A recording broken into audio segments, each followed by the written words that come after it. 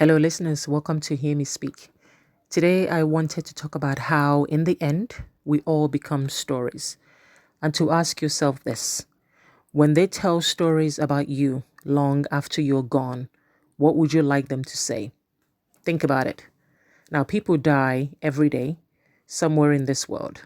Somebody dies, and the shock factor is usually dependent on who the person is, or our relationship to them, or what they died from. Chadwick Boseman, also known as Black Panther, the lead actor, his death was a shock, and it still is.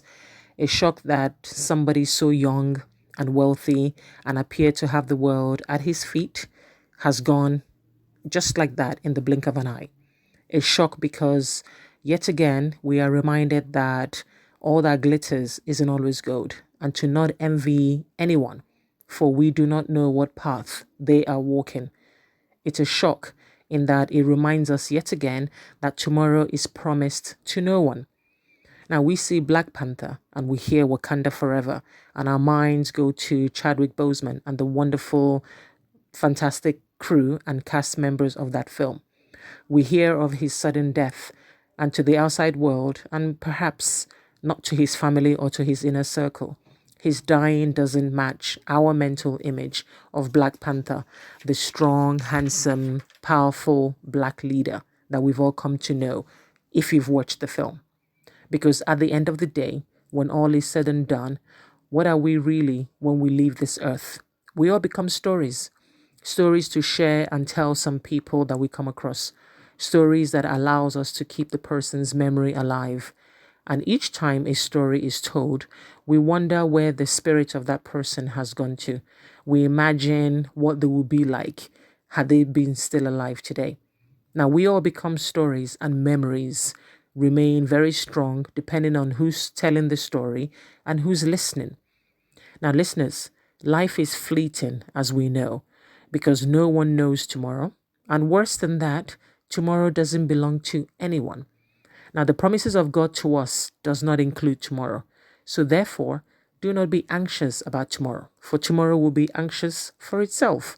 Worry about today. And so I strongly suggest that wherever possible, people should live each day to the fullest. That means focus on what's important and give yourself peace as opposed to what you have no control over. Always appreciate the moments of the day. Give yourself the love that you freely give to others. Remember that you cannot live a positive life with a negative mindset. When you arise in the morning, think of what precious privilege it is to be alive, to be able to breathe, to think, to enjoy, and to love, and to be loved. When people tell stories about us, let's make it a good one. One that is filled with laughter and joy. And you might be quick to temper, but also maybe you have a heart of a kitten. Each day are blessed. You are blessed each day to live and to love and to be healthy. And you are simply accumulating the stories that they will tell about you when you are gone.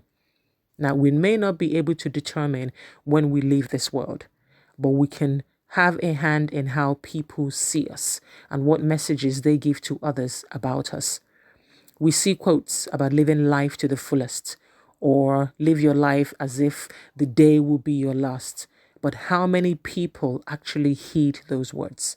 So if you're one of those people who's worried about stupid things, or that sees life as half empty, or you focus more on what others think about you, you lack confidence, or you lack the energy to be your real self, the real you, instead of pretending all the time. Please, please remember this. Life is far too short to miss out on being really, really happy. So again, ask yourself, when all is said and done, and when they tell stories about you, what would you like them to say?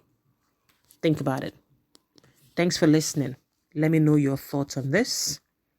Take care.